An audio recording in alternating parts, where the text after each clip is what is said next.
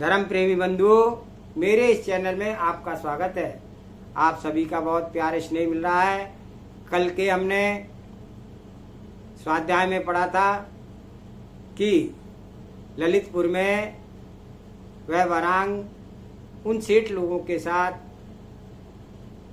रह रहा था, अपने व्रत नियमों का पालन कर रहा था और वहाँ पर शांतिपूर्वक जीवन व्यतीत कर रहा था। और वहाँ ललितपुर के पास से दूर मथुरा नगर में के राजा ने ललितपुर के अधिपति के हाथी का, जो बहुत सुंदर था, बहुत बलशाली था, बुद्धिमान था, उसको उद्दंडता पूर्वक मांगने की चेष्टा की थी, जिससे क्रोधित होकर के वह ललितपुर नरेश ने उसको उसके दूत का आधा सिर मुड़वा करके उसे वापस भेज दिया था और युद्ध की ललकार कर दी थी। अब मथुरा नरेश युद्ध करने के लिए ललितपुर की सीमा को उन्होंने चारों ओर से घेर लिया है और वह ललितपुर नरेश अपने नगर, अपने राजधानी में मंत्रणा कर रहा है, महल में मंत्रणा कर रहा है कि किस प्रकार से इससे लड़ा जाए, क्योंकि ये तो बहुत बलशाली है। आगे का स्वाध्याय करते हैं, उससे पहले मंगलाचरण करते हैं। मंगलम भगवान वीरो मंगलम गौतमो गणे मंगलम कुंद कुंदाद्योति जैन धर्मोस्तु मंगलम सर्वे श्रोता सावधान ते श्रवन्तु। तो ललितपुर नरेश के राज दरबार में मंत्रणा चल रही है।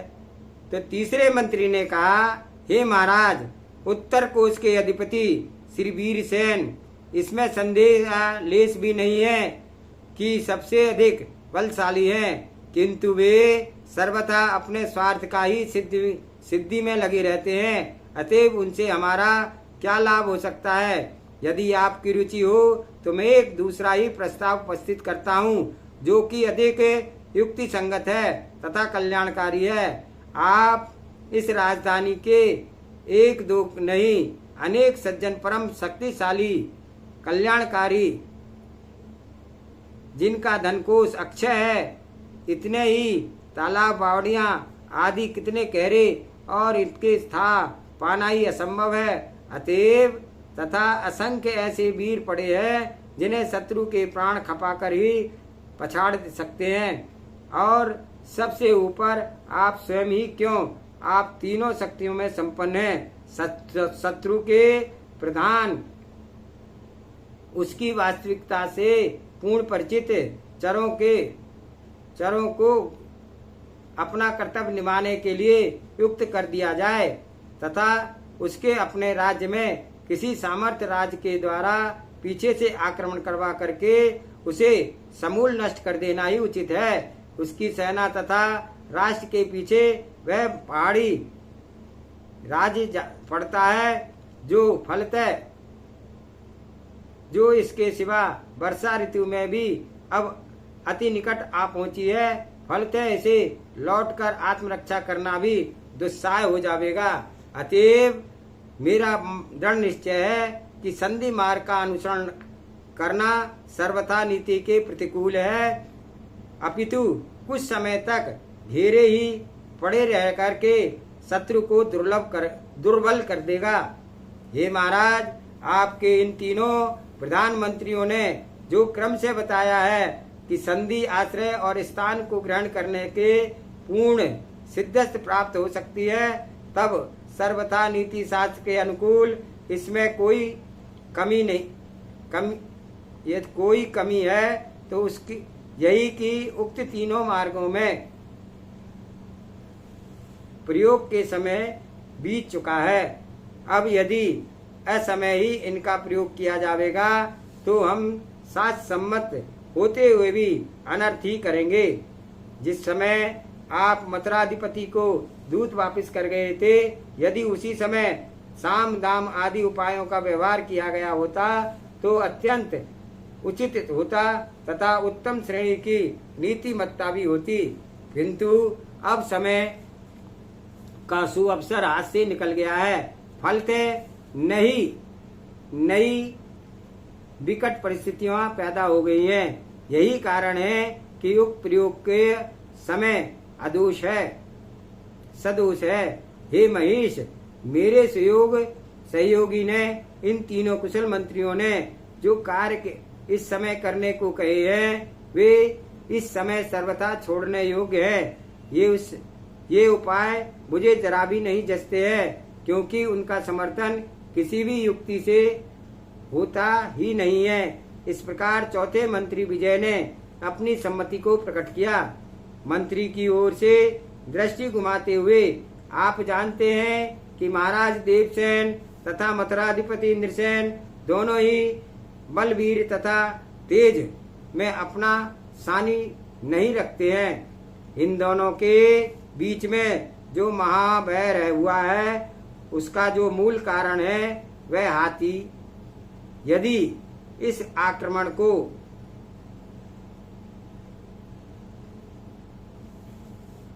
दे दिया जाए तब हमें क्या अधिकार है कि हम लोग भी उनके अपने को पुरुष समझें।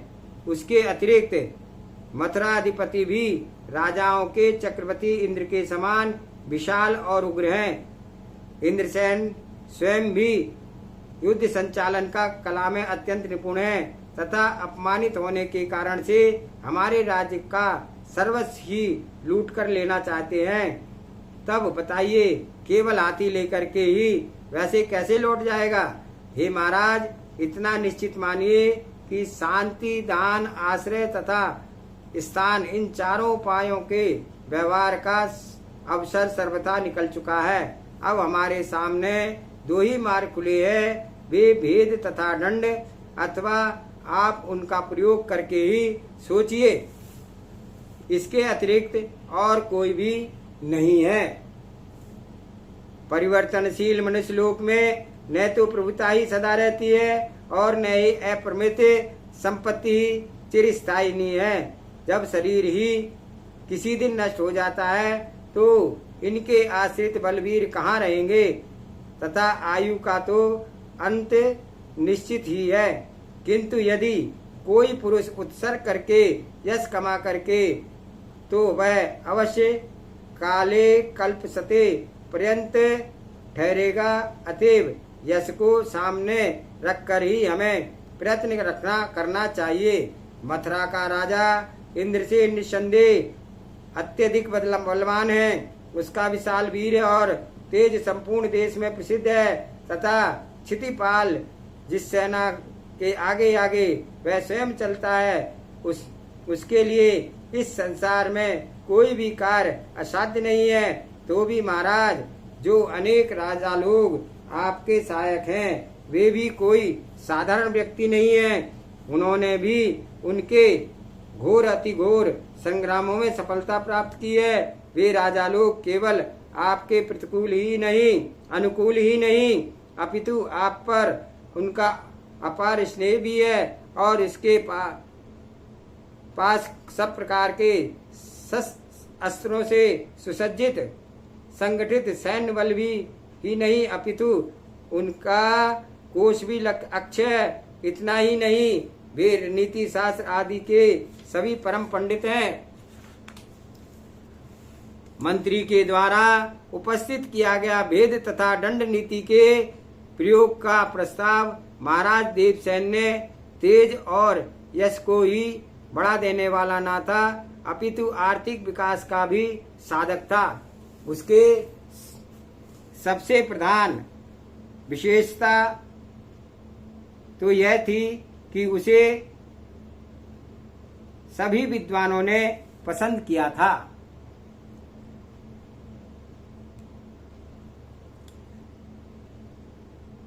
मंत्री विजय पर परम प्रसन्न हुए और उसके उपरांत राजा ने सभी मंत्रियों का उनका पद के अनुसार स्वागत सत्कार किया और विशेषकर मंत्रीवर विजय का भरी सभा में उन्होंने अपने सामंत आदि सभी राजाओं को युद्ध के लिए संबंध होने की आज्ञा दी थी, क्योंकि वे निर्णय कर चुके थे कि युद्ध अवश्य करेंगे।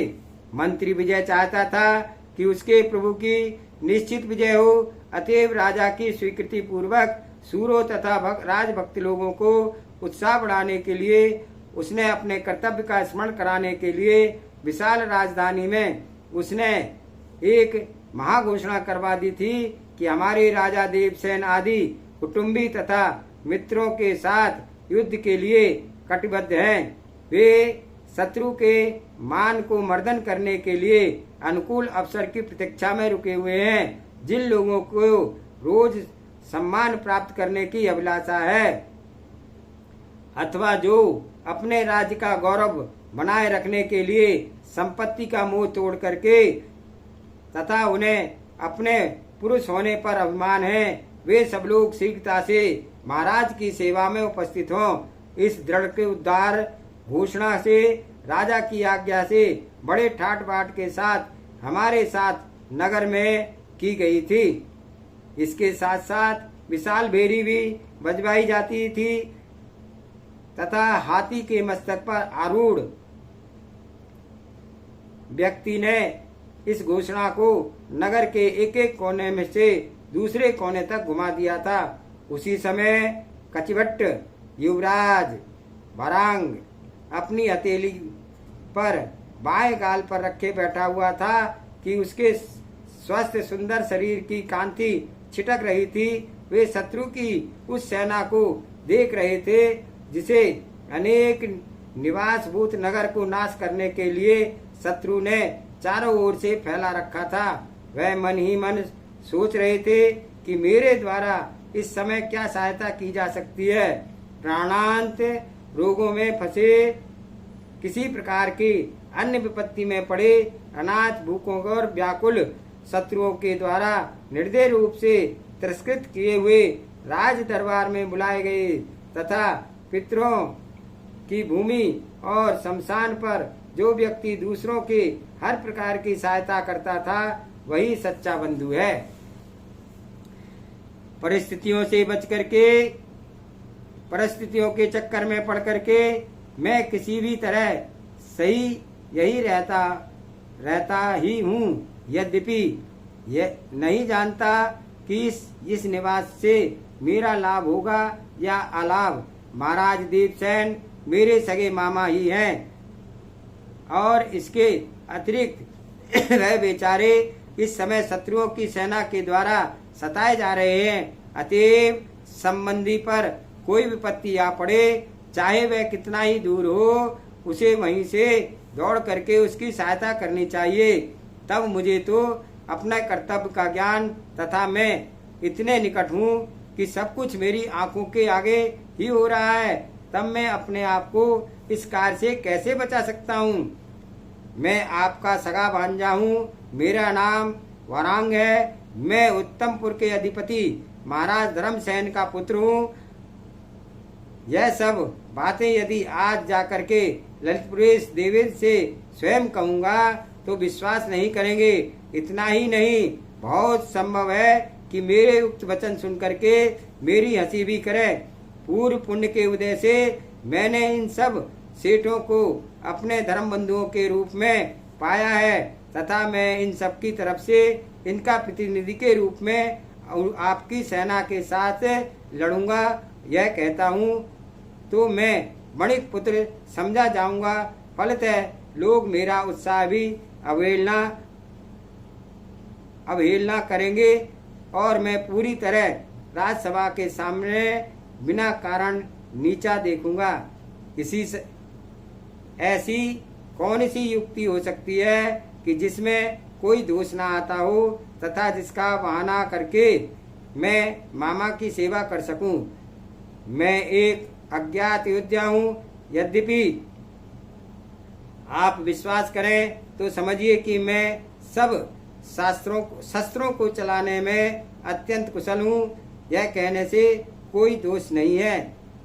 अब मैं अद्भुत रूप से राजा की सेवा तथा उपकार करूँगा तो निश्चित है कि मेरी कीर्ति के द्वारा ही मेरे माता पिता निवास स्थान आदि अपने आप प्रकट हो जाएंगे। इस प्रकार जब वह मन ही मन चिंतन और मनन करके उसी समय उसने राजा घोषणा की ध्वनि को सुना और मधुमनत हाथी के ऊपर बैठा हुआ व्यक्ति उसे कह रहा था तथापि दीर्घ स्वर में बजते हुए पटेकी आदि के बाजे के उसको और गंभीर तथा दूर तक सुने जाने के योग कर रहे थे। अत्यंत शोभायमान कश्चित भट्ट ने कान में जब उसकी ध्वनि पड़ी तो वह उसने क्या क्या करके शीघ्र ही पूरी घोषणा के विषय में जिज्ञासा की थी। उत्तम हाथी पर सवार घोषणा करने वाले से जब प्रसन्न किया गया तो उन्होंने अपने स्वामी की आज्ञा के अनुसार ही वहीं से उत्तर दे दिया था। महाराज देवसेन अपने शत्रु का समूल नाश करने के लिए आज ही समर भूमि को जा रहे हैं। कच्चित भट्ट का वीर और तेज ऐसा था कि उसके सामने कोई टिक नहीं सकता था। अपने आप ही वह इस ऊहापोह में पड़ा था कि किस प्रकार से राजा की सहायता करे।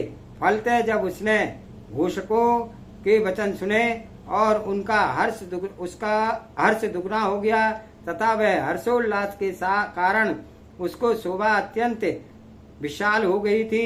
वह इतना निश्चय में से भविष्य में आने वाली श्रीवृद्धि की सूचित करती थी अथवा महाराज देवसेन के पूर्वकृत पुण्य कर्म का उदय होने से ही ऐसा सहयोग उपस्थित हुआ है कि मैं इस समय यहाँ पर जिस कार्य को सोच रहा था वही कार्य अपने आप सामने आकर के उपस्थित हुआ है।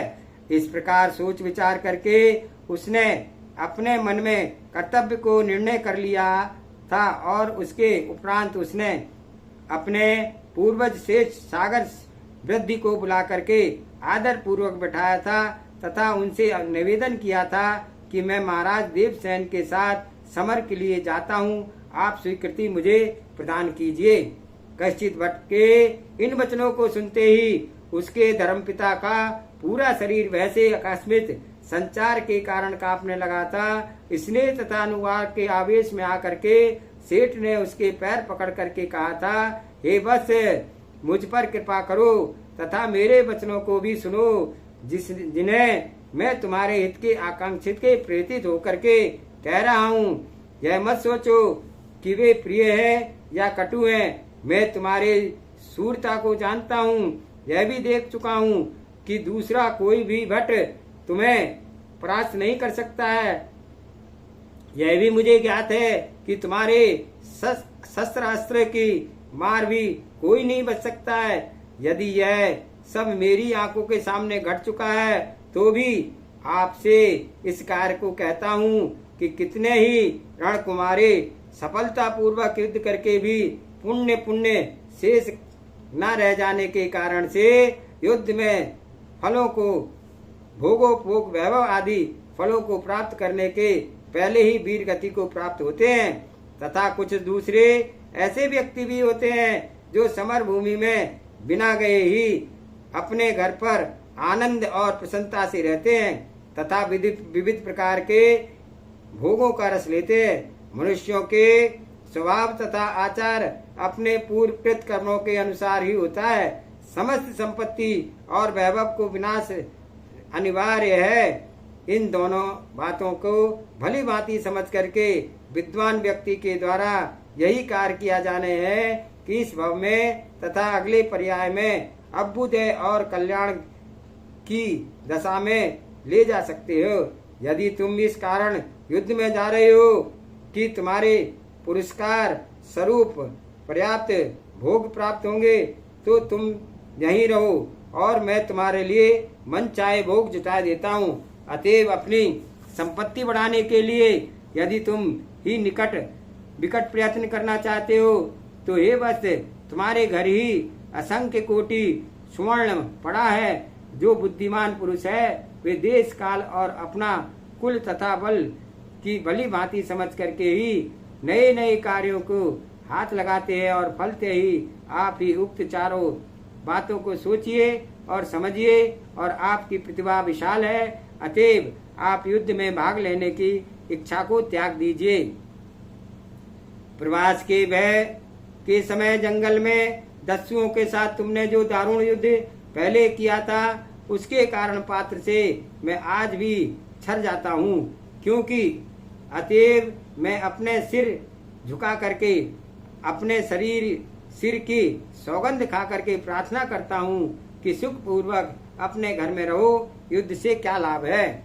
धर्मपिता के द्वारा उक्त प्रकार के निषेध किए जाने पर युवराज के मन में सोचा, खेद का विषय है कि यह साधु स्वामी स्वभावी सेठ शारीरिक तथा मानसिक बल के हीन बेचारा अपनी नीति के अनुकूल संस्कारों से भरा है और वैसे ही बातें करता है। मुझको भी है अज्ञान के कारण ही वर्ण का समझता है। इसके बाद उसने कहा कि हे पिताजी, न तो मुझे संपत्ति का कोई प्रयोजन है और न ही मुझे राज्य की कोई सरोकार है। लहराते हुए यौवन के अनुकूल प्रखर तथा भरपूर भोगों के विषयों का मुझ पर कोई अधिकार नहीं है और न मैं यश लिप्सा के प्रेरित होकर के युद्ध के लिए प्राण करना चाहता हूँ, अपितु संकट के मुख में डाले गए स्त्री बालक आदि वृद्ध अनाथ स्वयं दीन रोगग्रस्त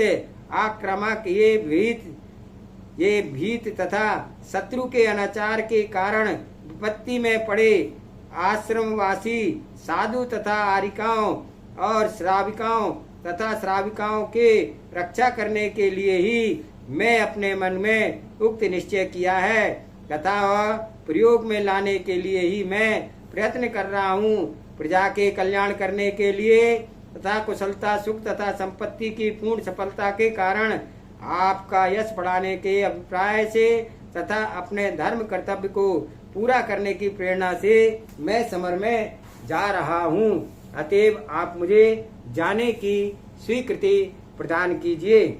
यह सब सुनकर के सारपति सागर वृद्ध ने अपने धर्मपुत्र के मन की बात को जान गए थे और तथा जैसा वह बोलता था उसी भाव से अनुकूल उसकी चेष्टाएं भी हो रही थी। वह अपने सामर्थ्य से कर्तव्य को भी जानते थे, फलतः वह पुत्र को उत्तर न दे सके अपितु चुप ही रह गए थे।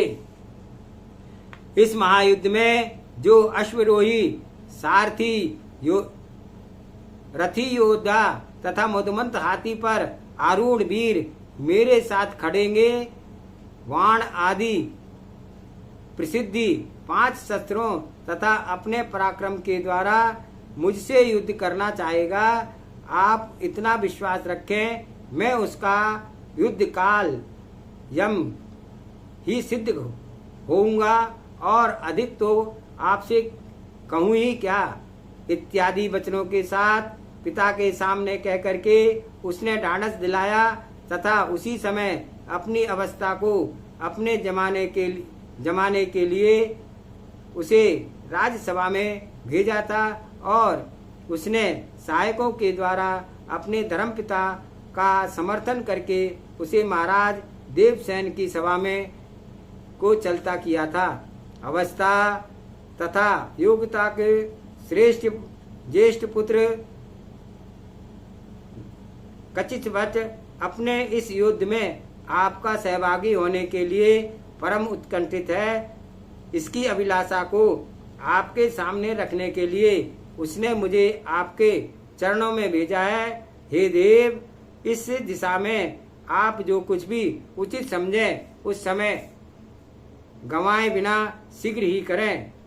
श्री वीर श्री विजय आदि प्रधानमंत्रियों ने पहले से ही सब सुन रखा था कि कच्छित पर पराक्रम तथा समर्थ अद्भुत है। फलतः उन्होंने कहा, हे महाराज, निश्चय ही आपकी विजय होने वाली है। यह कहते ही उन सब ने उसकी भूरी भूरी प्रशंसा की थी। वह सेठ का बेटा ही हो ही नहीं सकता, क्योंकि उसके स्वभाव से बड़े सुलभ एक बात भी नहीं है। उसे जन साधारण भी नहीं माना जा सकता, क्योंकि उसका एक एक लक्षण राजपुत्र को सिद्ध करता है।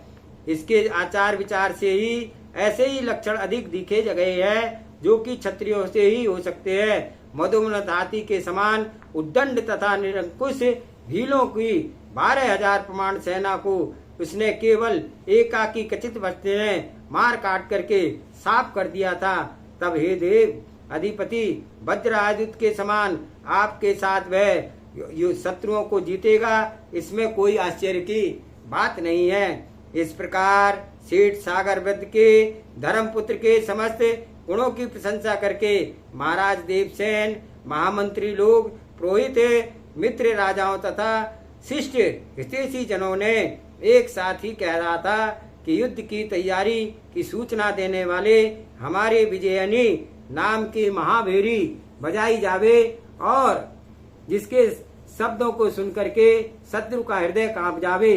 महाराज देवसेन ने क्षेम कुशल आदि सूचक मंत्रियों के वचनों को शांति से सुना था, क्योंकि वे सब के सब मंत्री शास्त्रों के पारंगत तथा विनय के भार से दबे हुए थे। उनकी अपनी मति भी शास्त्र अनुकूल मार्ग पर चलती थी। अतएव श्री 1008 जिनेन्द्रदेव के चरण कमलों में पूजा करके उन्होंने शत्रु सैन्य रूपी समुद्र को पार करने का दृढ़ निश्चय किया था। इस प्रकार 16वां सर्ग यहाँ पर समाप्त हुआ। आगे का स्वाध्याय कल करेंगे। जावानी के ज्ञान से सूझे लोकालोक, सो वाणी मस्तक नमो सदा दे तू दुख।